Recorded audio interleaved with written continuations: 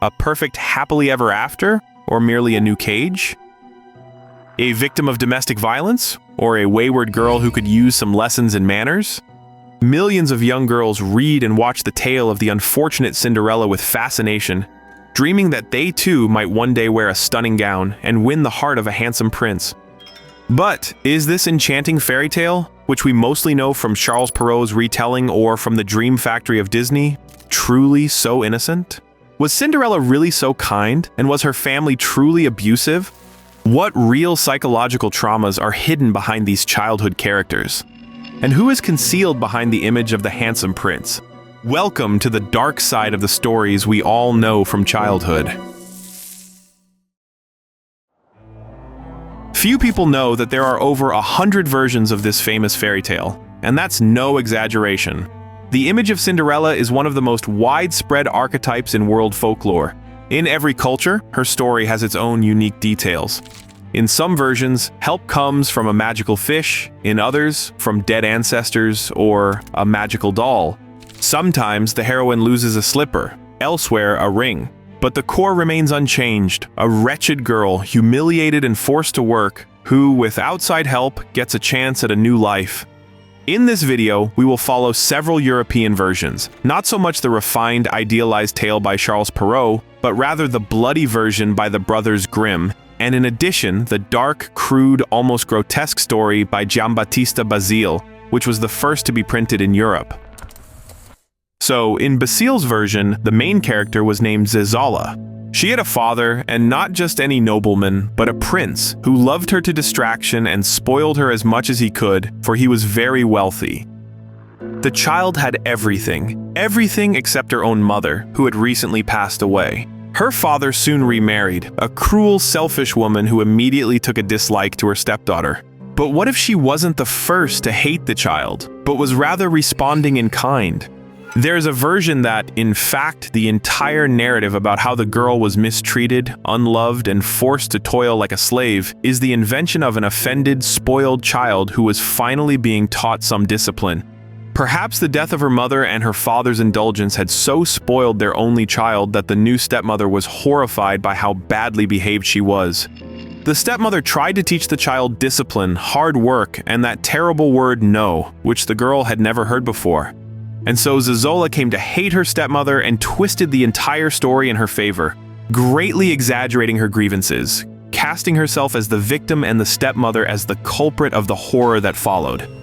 And what followed was what was bound to happen when a child is accustomed to considering only her own desires. Basile writes that Zezolla, hating her stepmother, grew deeply attached to her governess, who was very kind to her. Or perhaps in reality, the governess simply didn't care what kind of person this rich child would grow up to be. The girl spent whole days telling the governess how she dreamed that she would become her mother, and the woman, who, as it turned out, was not nearly as kind as the orphan believed, suggested a way to make that dream come true. The child tricked her stepmother into peering into a heavy chest of dresses. When the woman, suspecting nothing, leaned over its edge, the stepdaughter slammed the lid shut with all her might, and its edge instantly crushed the woman's neck. A murderer or a murder weapon? What do you think the girl became in this instance? Write in the comments. Probably both, for she must have realized that by doing this, she would kill her stepmother. But the governess also consciously used the little girl as an instrument in her cunning plan. What plan? Of course, to get rid of the obstacle and marry the wealthy widower herself. Did the father know that his daughter was the cause of his second wife's death? Unlikely, but judging by what happened next, it's quite possible that the third wife, pursuing her own interests, later informed on her stepdaughter. For the plan succeeded, and Daddy the Prince married for the third time to the governess. One evening, right after the newlyweds' marriage, a dove flew to Zezolla and spoke in a human voice, saying that if a time should come when the girl needed help, she should send someone to Sardinia and ask the local fairies for it. Zezolla didn't understand then why she might need help, and dark times were quick to arrive. The new stepmother's kindness toward the orphan was short-lived. Moreover, it turned out the woman had 6 daughters of her own, whom she brought with her to the estate. It was with these stepsisters that Zezolla's relations became the most strained, as the girls collectively began to bully her harshly. What did she do to deserve such treatment from her stepsisters? Nothing, merely by existing. From the perspective of child psychology, perhaps no other fairy tale so accurately conveys the inner turmoil of a child suffering from sibling rivalry. In normal families, parents should treat all their children with equal affection. When this balance is disrupted, rivalry begins to develop. One child feels superior, better, while the other, like Cinderella, begins to feel a constant uncertainty about her own worth. A hopelessness that her sister or brother is so much better than her. And the poor treatment, both from the parents and from the more favored siblings, begins to evoke in her the emotions and feelings of a victim, which over the years can transform into suppressed hatred. Haven't you ever wondered why in the fairy tale Cinderella is humiliated most of all by her stepsisters?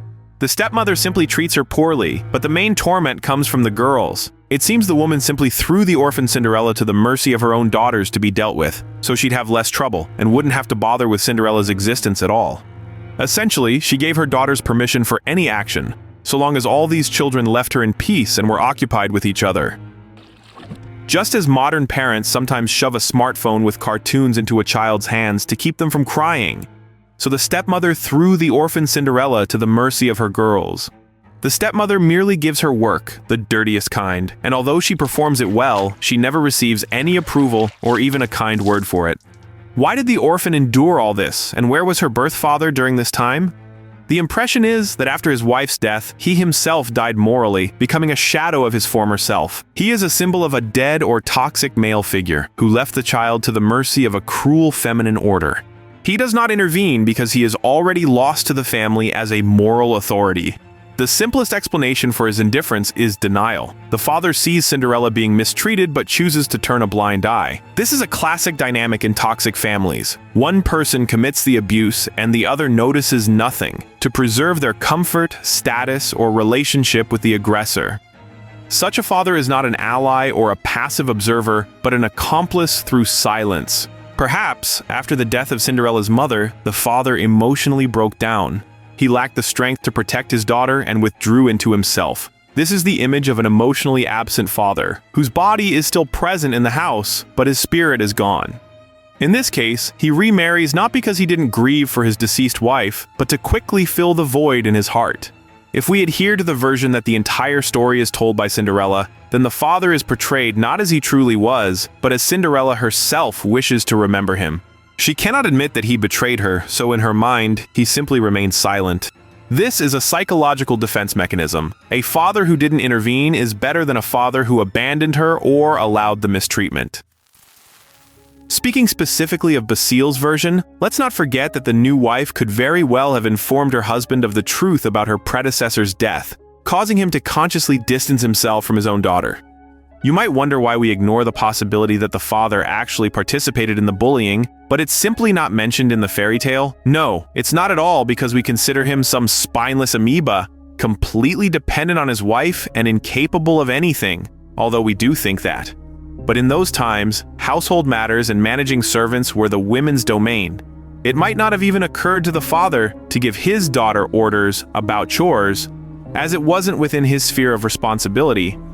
And what about Zazala? Psychologists also see in her an Oedipus complex. By doing the dirtiest work and trying to be as obedient as possible, the girl was primarily seeking to earn her father's approval, to regain his love and affection. This is often how children of authoritarian parents behave, and precisely this kind of behavior can eventually lead to irreparable psychological trauma in adulthood.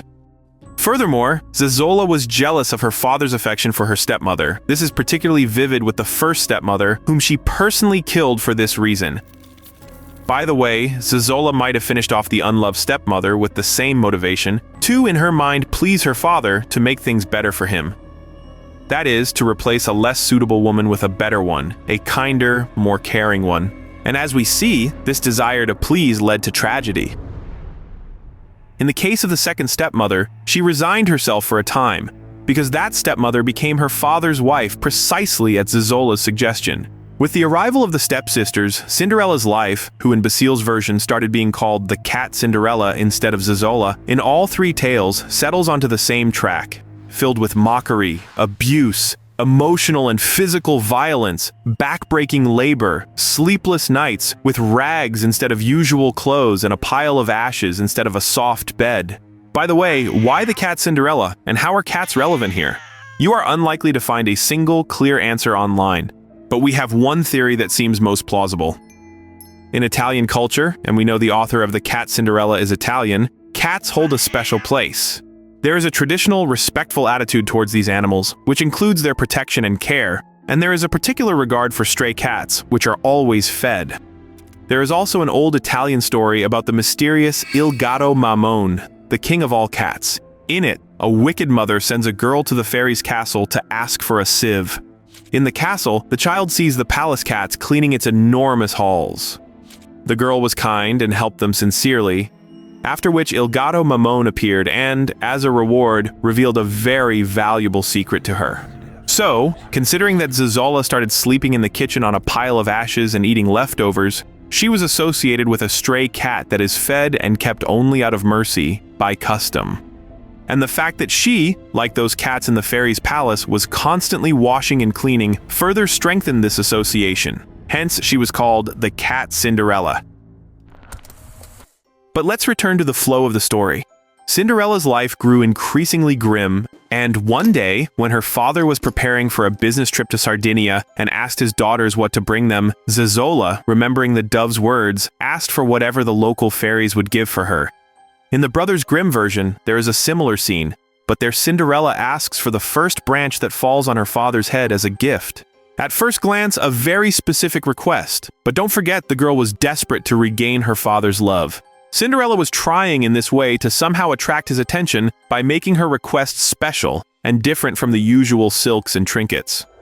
Overall, Cinderella's profile with a psychotherapist could fill many pages. In all versions of the tale, the girl was under severe pressure for years, deprived of warmth and attention, and the Cat Cinderella also had the psychological trauma of a murder committed in her early youth. Given the circumstances, the girl couldn't have failed to develop a dependent personality disorder. This is what afflicts people who have been under excessive pressure and control for long periods, especially in childhood. Subsequently, they have difficulty making everyday decisions, fearing they cannot take care of themselves. Their constant companions become anxiety, submissiveness, and clinginess.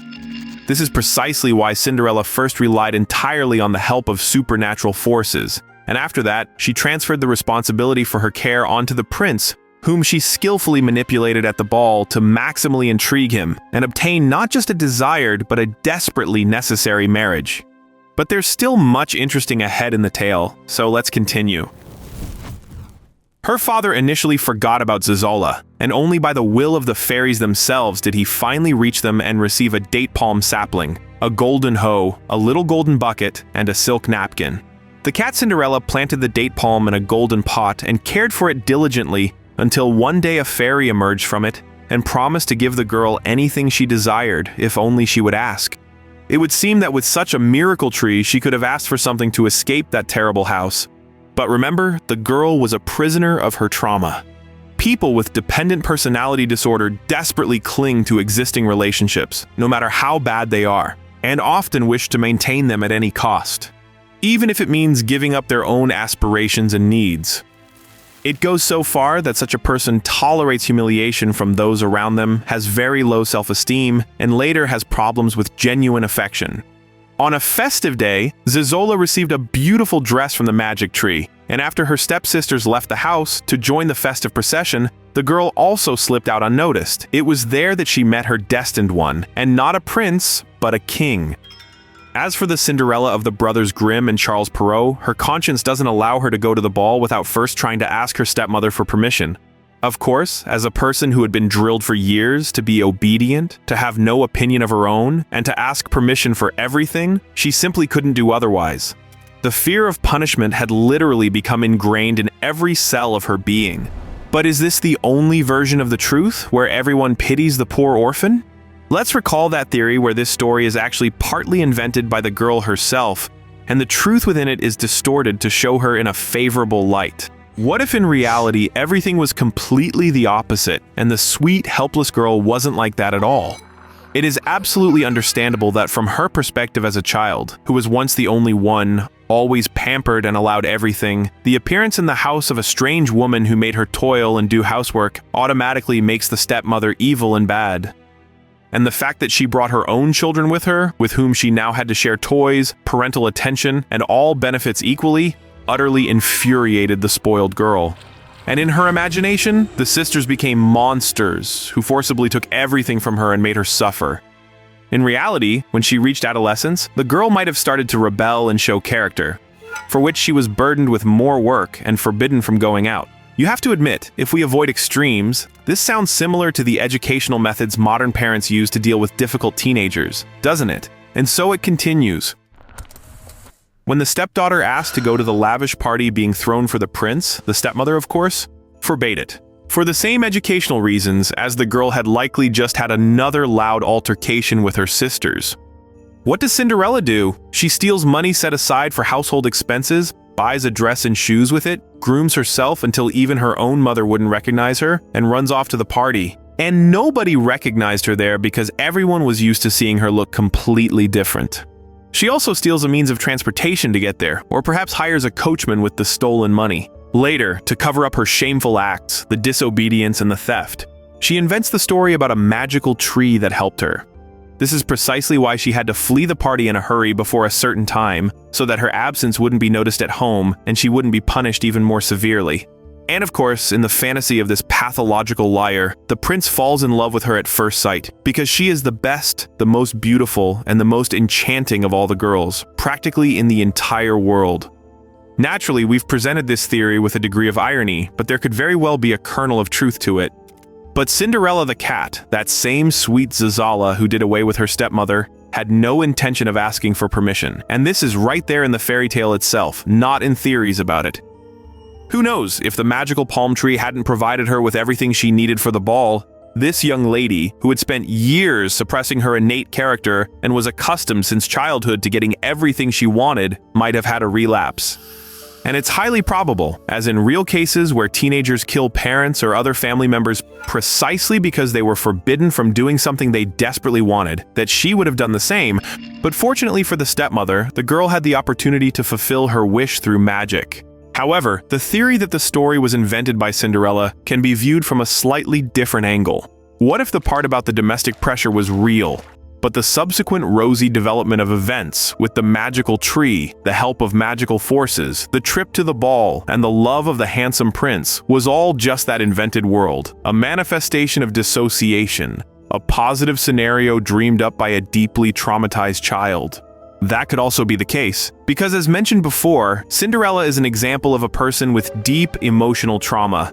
If a child constantly faces unfair treatment, accusations, and manipulation, and that's exactly how it was according to the generalized version of the tale, it can lead to conditions similar to the aftermath of severe shock or PTSD. The person loses self-confidence and finds it hard to understand who they truly are. It can even get to the point where they forget painful events or replace them with fabricated memories. In more severe cases, a sense of detachment from reality or from oneself arises. One way or another, further along the plot, the long-awaited meeting with her destined one happens, from which Cinderella successfully escapes. And her shoes, to our disappointment, were not made of glass. Just some shoes, they say perhaps of gold, or maybe embroidered with silk and silver. For 2 nights in a row, Cinderella met the man of her dreams, and each time ran away without a trace. Was it really just due to a lack of time? Perhaps the little magical tree had enlightened her, because the young lady knew that trick from intergender psychology when a guy desires most what isn't given to him immediately, and obtaining it requires significant effort. But the girl might also have developed a fear that she had trusted another person too much, because everything that had happened to her before forced Cinderella to exist in a perpetual state of hopelessness and despair. She was afraid to believe that something good could happen to her. Psychologists suggest that Cinderella might have perceived herself in a distorted way, as a person worthless, incapable, and always to blame for everything that happened to her. Over time, this feeling of helplessness becomes so ingrained that she doesn't even try to change anything. Under such conditions, a person's perception changes not only of themselves, but also of those who demean them. Often, the victim begins to ascribe to the abuser a power they don't actually possess. An obsessive attachment develops, a need for approval, and sometimes even idealization. This resembles Stockholm Syndrome, when a sick emotional bond forms between the victim and their captor. That's why she obeyed, helped her sisters and stepmother, took care of them, sincerely cared for them, and loved her father, who did nothing to improve her situation. Cinderella's harsh living conditions could also have caused changes in her relationships with the outside world: isolation, withdrawal, distrust, but along with that, a search for a rescuer. And then, on the third night it happened, the girl, running away once again, lost one of the precious shoes. Only the very lazy probably haven't mentioned the prince's foot fetish. But believe me, that's not the most horrifying thing hidden beneath his impeccable manners and shiny crown. In most retellings of the fairy tale, we are accustomed to perceiving him as a symbol of salvation, a handsome youth who fell in love instantly and took Cinderella away from hell. But if you look closely at the old plot details, this role isn't so clear-cut. In Grimm and Perrault, the prince shows no interest in who the stranger actually is. He doesn't try to learn her name or origins. He is simply captivated by her beauty and behavior, as if appraising a valuable object or a horse at a market. It seems more like objectification than love. Instead of trying to find her by her face or voice, he measures the shoe. When Cinderella flees at midnight, the prince doesn't try to stop her with words or pleas. He orders the gates to be walled up so no girl can escape the following evening. In the Brothers Grimm, this scene is presented with almost no romance. It's a harsh desire to possess, not timid love. The search for the owner by foot size isn't merely a random sexual preference.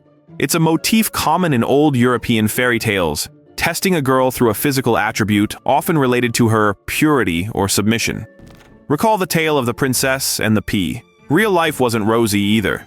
Instead of testing the bride's chastity and displaying the blood-stained sheet to the public, this prince checks the foot size. This gesture shows that for him, Cinderella is not a living person, but a trophy, a piece of meat. And the ball serves as a kind of bride market. This reflects well the general atmosphere of the Middle Ages. Youth and beauty were commodities for monarchs, and the girl was a powerless victim. This leads us to an interesting thought. Cinderella might be running from the ball not because she is afraid of losing her dress and carriage, not because she is afraid to trust a new person, and not because she wants to rouse him. She is running from a court where she is destined to be just another ornament, or even a victim. The shoe she leaves behind might not be a coquettish challenge of, "Find me, prove you are worthy," but rather a symbol, "I am not yours." But according to the laws of that world, she cannot escape forever. Because if we remember the historical context, in those times, young girls from wealthy families often indeed became political and physical trophies for the powerful, and there was no salvation. What's next? We all know about the desperate search the prince launched to find Cinderella. He traveled the country himself, trying the shoe on every female. Before finding Cinderella, the titled oaf twice took the wrong girl to the palace as his bride. We discussed the bloody details of this episode in the Brothers Grimm tale in another video. In Basile, it was different. The king didn't want to tour the kingdom and simply summoned all the women to the ball to try the shoe on there. And credit to him. When Zazola appeared in the hall in her usual rags, he thought she was the mysterious girl, and the foot test merely helped him confirm it. And here the long-awaited happy ending arrived, and here our story draws to a close.